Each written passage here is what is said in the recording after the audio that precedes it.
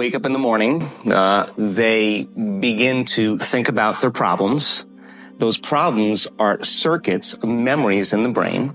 Each one of those memories are connected to people and things at certain times and places. And if the brain is a record of the past, their day, they're already thinking in the past.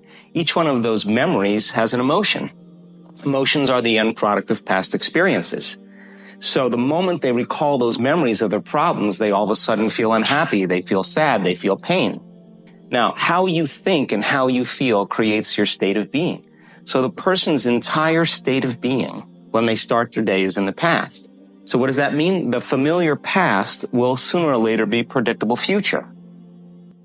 If you believe that your thoughts have something to do with your destiny, and you can't think greater than how you feel, or feelings have become the means of thinking, by very definition of emotions, you're thinking in the past. And for the most part, you're going to keep creating the same life.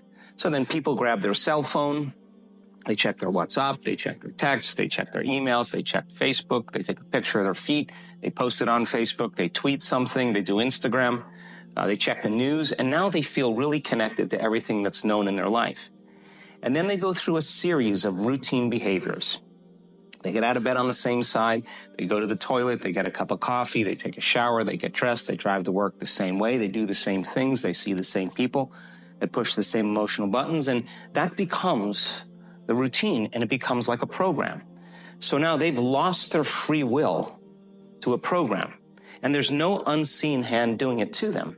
So when it comes time to change, the redundancy of that cycle becomes a subconscious program. So now 95% of who we are by the time we're 35 years old is a memorized set of behaviors, emotional reactions, unconscious habits, hardwired attitudes, beliefs, and perceptions that function like a computer program.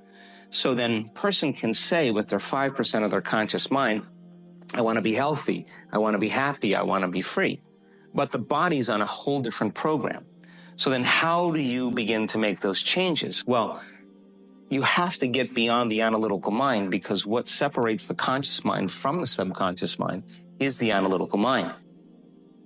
Most people then wait for crisis or trauma or disease or diagnosis. They wait for loss, some tragedy to make up their mind to change. And my message is, why wait? And you can learn and change in a state of pain and suffering, or you can learn and change in a state of joy and inspiration. And I think right now, the cool thing is that people are waking up. The stronger the emotional reaction you have to some experience in your life, the higher the emotional quotient, the more you pay attention to the cause. And the moment the brain puts all of its attention on the cause, it takes a snapshot, and that's called a memory. So long-term memories are created from very highly emotional experiences. When you have an emotional reaction to someone or something, most people think that they can't control their emotional reaction. Well, it turns out if you allow that emotional reaction, it's called a refractory period, to last for hours or days, that's called the mood. I say to someone, hey, well, what's up? You say, I'm in a mood. Well, why are you in a mood?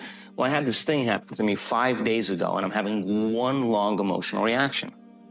If you keep that same emotional reaction going on for weeks or months, that's called temperament. And if you keep that same emotional reaction going on for years on end, that's called a personality trait.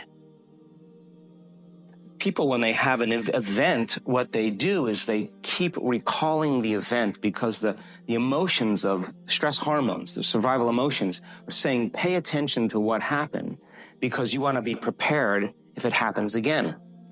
Turns out most people spend 70% of their life living in survival and living in stress. So they're always anticipating the worst case scenario based on a past experience. And they're literally, out of the infinite potentials in the quantum field, they're selecting the worst possible outcome, and they're beginning to emotionally embrace it with fear. And they're conditioning their body into a state of fear. So then the emotions from the experience tend to give the body and the brain a rush of energy. So people become addicted to the rush of those emotions, and they use the problems and conditions in their life to reaffirm their limitation, so at least they can feel something. Your body is the unconscious mind. It doesn't know the difference between the experience that's creating the emotion and the emotion that you're creating by thought alone. So the body's believing is living in the same past experience 24 hours a day, 7 days a week, 365 days a year. And so then when those emotions influence certain thoughts, and they do, and then those thoughts create the same emotions, and those same emotions influence the same thoughts, now the entire person's state of being is in the past. So then the hardest part about change is not making the same choices you did the day before, period. And the moment you decide to make a different choice, get ready, because it's going to feel uncomfortable. It's going to feel unfamiliar. Your body is your unconscious mind. In a sense, if you're sitting down and you start thinking about some future worst-case scenario that you're conjuring up in your mind, and you begin to feel the emotion of that event, your body doesn't know the difference between the event that's taking place in your world, outer world, and what you're creating by emotion or thought alone. So most people then, they're constantly reaffirming their emotional states. So when it comes time to give up that emotion, they can say, I really want to do it. But really the body is stronger than the mind because it's been conditioned that way. So the servant now has become the master. And the person all of a sudden, once they step into that unknown, they'd rather feel guilt and suffering because at least they can predict it. Being in the unknown is a scary place for most people because the unknown is uncertain. And people say to me, well, I can't predict my future. I'm in the unknown, and I always say the best way to predict your future is to create it. The difference between living as a victim in your world saying, I am this way because of this person or that thing or this experience. They made me think and feel this way. When you switch that around, you become a creator of your world, and you start saying, my thinking and my feeling is changing an outcome in my life. And now that's a whole different game, and we start believing more that we're creators of reality. If you're not being defined by a vision of the future, then you're left with the old memories of the past, and you will be predictable in your life. And if you wake up in the morning and you're not being defined by a vision in the future, as you see the same people and you go to the same places and you do the exact same thing at the exact same time, it's no longer that your personality is creating your personal reality. Now your personal reality is affecting or creating your personality. Your environment is really controlling how you think and feel unconsciously, because every person, everything, every place, every experience has a neurological network in your brain. Every experience that you have with every person produces an emotion. So some people will use their boss to reaffirm their addiction to judgment. They'll use their enemy to reaffirm their addiction to hatred. They'll use their friends to reaffirm their addiction to suffering. So now they need the outer world to feel something. So to change then is to be greater than your environment, to be greater than the conditions in your world. And the environment is that seductive. So then why is meditation the tool? Well, let's sit down, let's close our eyes. Let's disconnect from your outer environment. So if you're seeing less things, there's less stimulation going to your brain. If you're playing soft music or you have earplugs in, less sensory information coming to your brain. So you're disconnecting from your environment.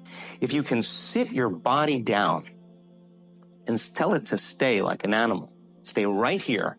I'm going to feed you when we're done. You can get up and check your emails. You can do all your texts. But right now, you're going to sit there and obey me. So then when you do that properly, and you're not eating anything or smelling anything or tasting anything, you're not up experiencing and feeling anything, you would have to agree with me that you're being defined by a thought, right?